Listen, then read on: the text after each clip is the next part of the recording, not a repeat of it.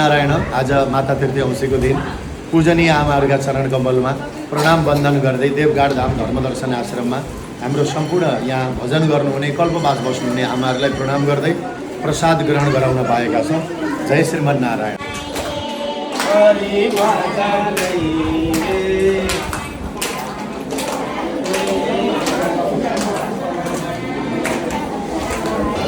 यो सेवा चलिरहन्छ, यो यात्रा चलिरहन्छ, यो सेवा चलिरहन्छ, यो यात्रा चलिरहन्छ।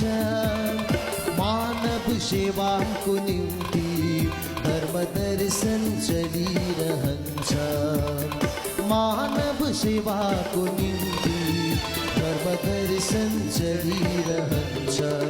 धर्म दर्शन, धर्म दर्शन, धर्म दर्शन। यो सेवा चलिरहन्छ, यो यात्रा चलिरहन्छ, यो सेवा चलिरहन्छ, यो यात्रा चलिरहन्छ। मानव सेवाको निम्ति धर्म दर्शन चलिरहन्छ, मानव सेवाको निम्ति धर्म दर्शन चलिरहन्छ।